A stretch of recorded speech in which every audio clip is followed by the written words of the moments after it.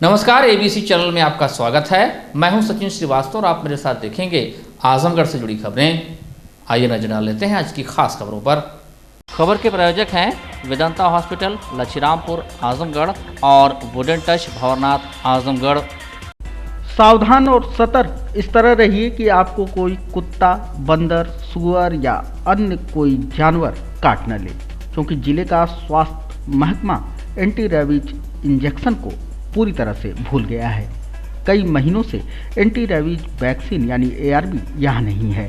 इस वैक्सीन का पूरा कोर्स 6 इंजेक्शन का होता है। लोगों को एक भी इंजेक्शन फिलहाल उपलब्ध नहीं हो पा रहा।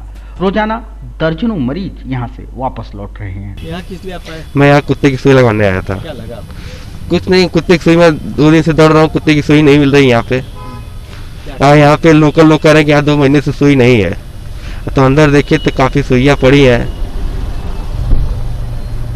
मैं इस कहना चाहता हूँ कि मान लीजिए हम तो दिक्कत में है, और लोग जनता जो गरीब आ रहा है वो दिक्कत में ना हो, इसलिए जल्द से जल्द सुई उपलब्ध कराई जाए। क्या महंगा मिलता है? नहीं, बाहर तो महंगा मिलेगा ही, बाहर प्राइवेट में जाएंगे तो हर चीज महंगी मिलेगी, इसीलिए लोग सरकारी जगह आते हैं। मतलब है कि केवल सरकारी अस्पतालों में ARV उपलब्ध नहीं है, प्राइवेट अस्पतालों में उपलब्ध है। जिला अस्पताल में ARV के उपलब्ध न होने के चलते पीड़ित मरीजों को प्राइवेट अस्पतालों में रेबीज इंजेक्शन लगवाना उनकी जेब पर काफ़ी भारी पड़ रहा है। विभाग की माने तो विभाग से लेकर सरकार तक का फोकस कोविड इंजेक्शन पर है। एंटी रेबीज वैक्सीन ARV बनाने वाली भारत बायोटेक इस समय युद्ध स्तर पर कोरोना वैक्सीन बना रही है, जिसके चलते ARV उपलब्ध नहीं हो पा रही। विभाग के मुखिया का कहना है कि डिमांड भेजी गई है, जल्द ही ARV उपलब्ध हो जाएगी। अब सारी मेडिसिन्स और ARV इंजेक्शन्स भी जो उसमें आता है, ये पूरे प्रदेश में उत्तर प्रदेश मेडिकल कॉरपोरेशन से सप्लाई होती है। कुत्ते की सुई आ रही है, ARV आ रही है, लेकिन उनकी संख्या कुछ कम है, क्योंकि जो भी पहले भारत बायोटेक ARV इंजेक्शन बनाती थी, उसको भारत सरकार ने कोरोना वैक्सीन बनाने का जिम्मा दे दिया है। अब ARV बनाने का जिम्मा दूसरी कंपनी को दिया गया है, इसलिए कुछ दिक्कतें आ रही हैं। अभी कुछ दिन पहले, लगभग 15 दिन पहले, CM को करीब 150 वायल हमको ARV हमने मंगवाया लखनऊ से। तो हर जितने भी हमारे सामुदायिक स्वास्थ्य केंद्र हैं जहाँ लगता है, तो वहाँ हमने 5-5 वायल भिजवा दिया। फिर हमने डिमांड किया है, तो जो भी संख्या शासन आजमगढ़ जनपद को देगा वो हमको उपलब्ध हो जाएगा। तो उसी के आधार पर मैं समस्त जनपद में हर चिकित्सालय को उपलब्ध करा दूंगा। अभी हम देखेंगे कुछ जहाँ पर कुत्ते की सुई लगी वहाँ पे एकदम गोदाम बना हुआ है, अंबार एकदम लगा हुआ है। जिला चिकित्सालय में इंजेक्शन्स वो अलग यूनिट है, तो वहीं से उनको अलग आती है। कुत्ते की सुई इधर जो है डिमांड तो गई हुई है, एनुअल डिमांड भी गई हुई है और त्रैमासिक डिमांड भी गई हुई है। बट कोविड-19 के सारे कंपनियां जो है भारत बायोटेक जो हमको सप्लाई कर रही थी अब तक, वो भारत बायोटेक जो है कोविड-19 वैक्सीन बनाने में लग गई थी।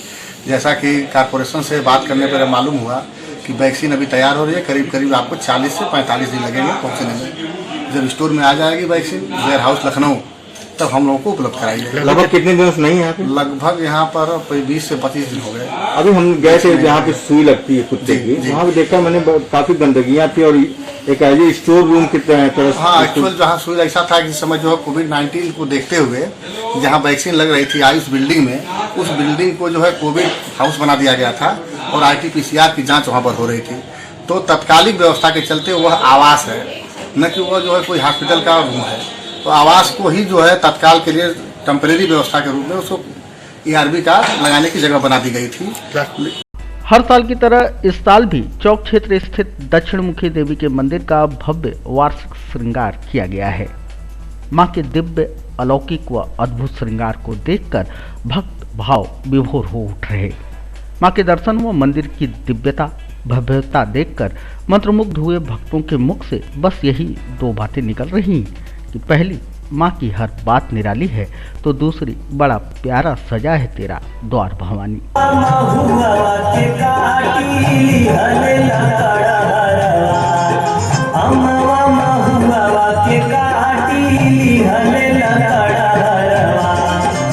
यही निमिया में देवी, यही निमिया में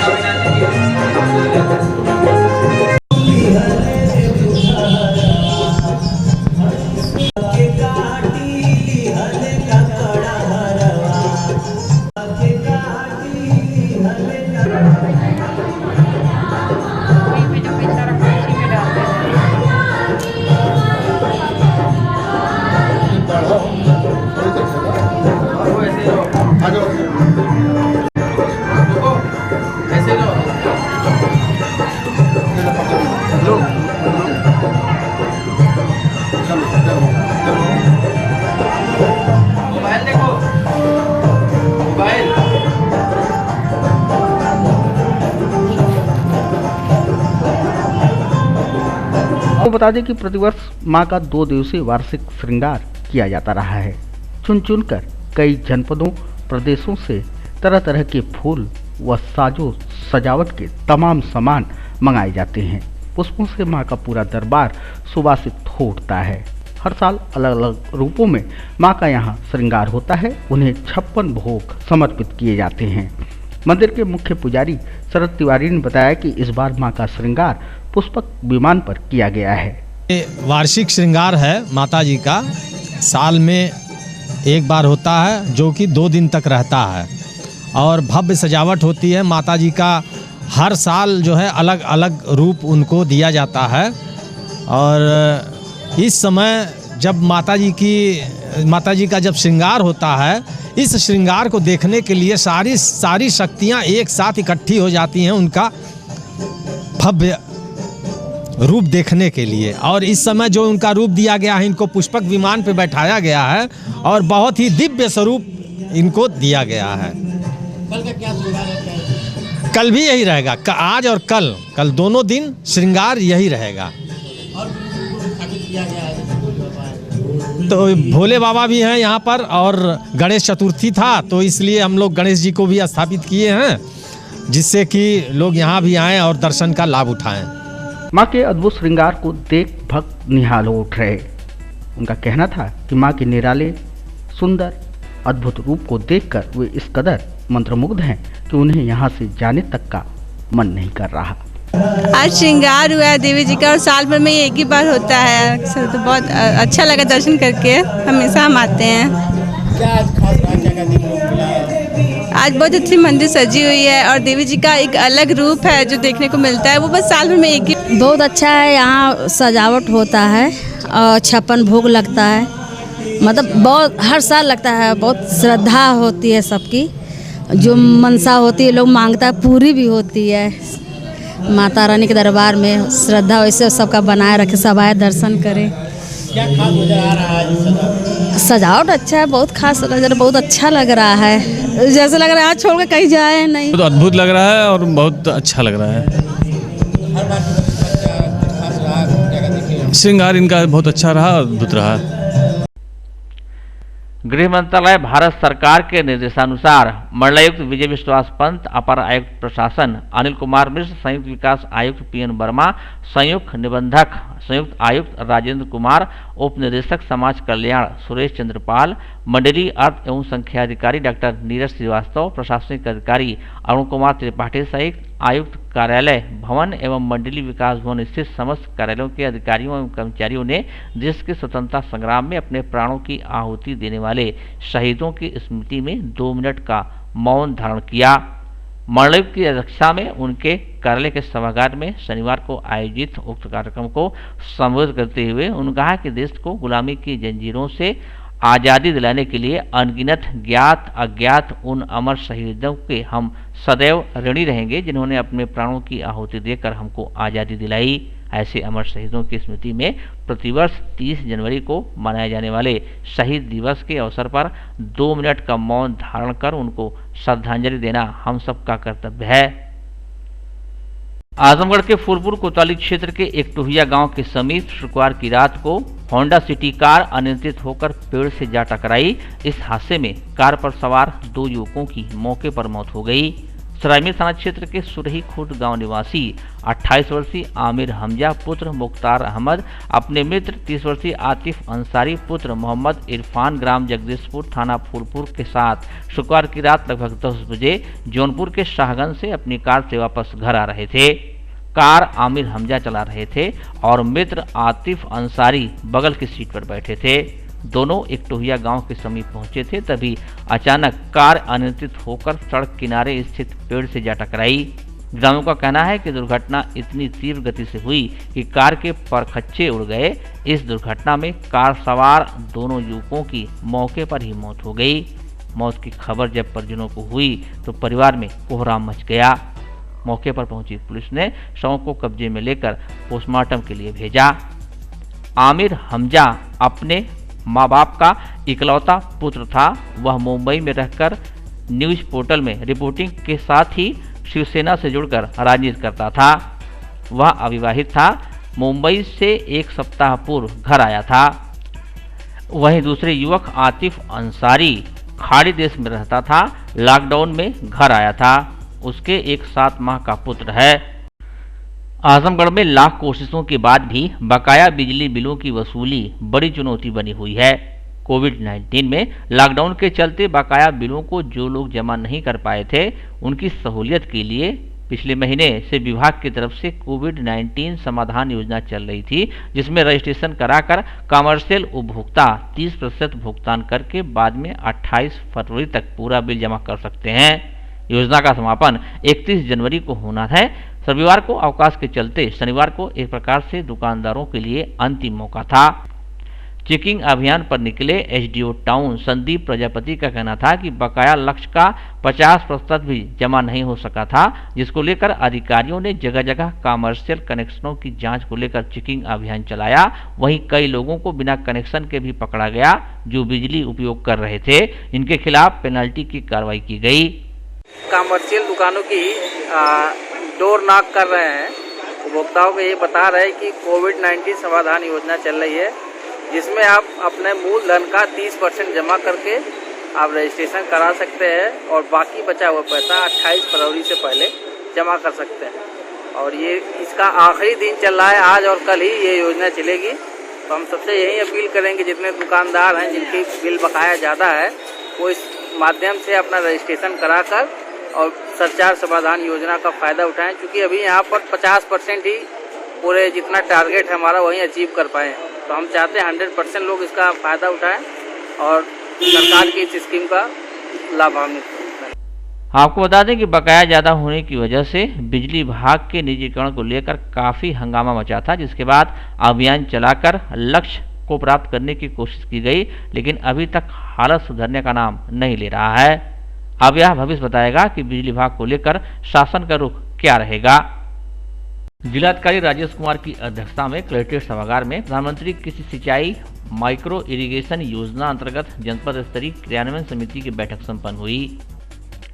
इस अवसर पर उप निदेशक उद्यान ने बताया कि प्रधानमंत्री कृषि सिंचाई योजना में पर drop more crop micro irrigation के अंतर्गत वर्ष 2020-21 में ड्रिप सिंचाई स्थापना में 240 हेक्टेयर, स्प्रिंकलर सिंचाई स्थापना के अंतर्गत पोर्टेबल स्प्रिंकलर में 1185 हेक्टेयर, माइक्रो स्प्रिंकलर में 240 हेक्टेयर, मिनी स्प्रिंकलर में 190 हेक्टेयर, सेमी परमानेंट स्प्रिंकलर में 240 हेक्टेयर, रेन गन स्प्रिंकलर में 135, इस प्रकार कुल 2414 हेक्टेयर लक्ष्य प्राप्त हुआ था, जिसके सापेक्ष कुल 1144.48 लाख वित्तीय लक्ष्य प्राप्त हुआ है, जिसमें लक्ष्य के सापेक्ष सामान्य वर्ग हेतु अनुदान 11.7830 लाख व अनुसूचित जाति जनजाति वर्ग हेतु अनुदान 17.14 लाख प्राप्त हुआ है। उक्त लक्ष्य के सापेक्ष प्राप्त धनराशि की कमेटी द्वारा अनुमोदन किया गया है। इस अवसर पर जिलाधिकारी ने उप निदेशक उद्यान को निर्देश दिया कि 2414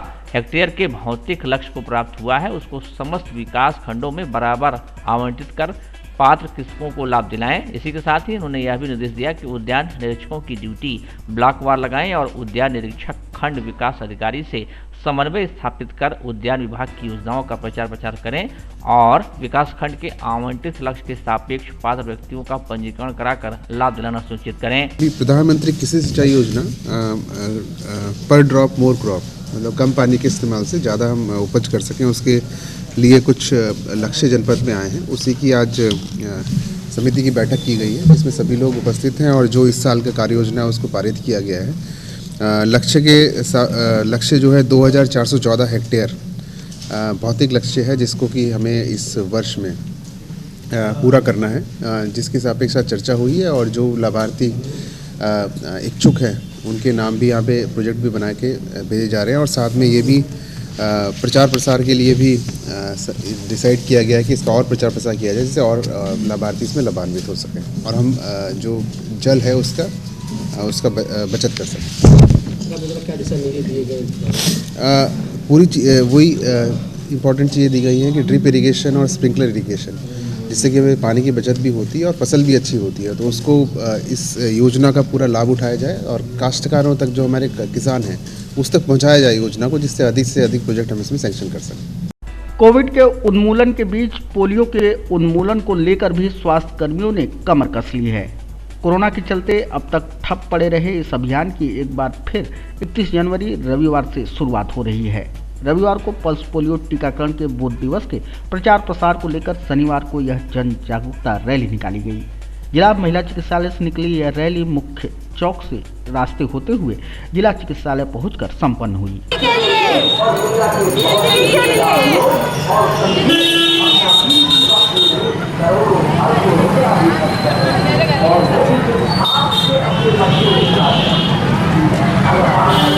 मुख्य चिकित्सा अधिकारी डॉक्टर ए.के. मिश्रा ने बताया कि इस बार 6,53,290 बच्चों को पोलियो ड्रॉप पिलाने का लक्ष्य रखा गया है, जिसके लिए कुल 2,402 बूथ बनाए गए हैं और 1,187 टीमें लगाई गई हैं। बूथ दिवस के उपरांत टीमें घर घर जाकर बच्चों को 2 बूथ जिंदगी की पिलाने का काम करेंगी। ये 31 जनवरी से ये हमारा पोलियो का अभियान जो कोरोना महामारी के कारण थोड़ा सा स्थगित हो गया था बीच में, तो आज से ये पुनः शुरू हो रहा है और हमारे जनपद में 6,53,290 बच्चे जो टारगेट में हैं 0 से 5 साल के, उनको पोलियो ड्रॉप पिलाना है। इसके लिए हमने जनपद में 2402 बूथ बनाए हुए हैं और हमारी 1187 टीमें लगी हुई हैं कि जो बूथ पे और घर घर जाके उनको बच्चों को पोलियो ड्रॉप पिलाएंगे। और हमारा सभी लोगों से यही अपील है, माताओं से, बहनों से यही अपील है कि जो भी उनके यहाँ 0 से 5 साल के बच्चे हैं उनको 100% पोलियो ड्रॉप पिलाना सुनिश्चित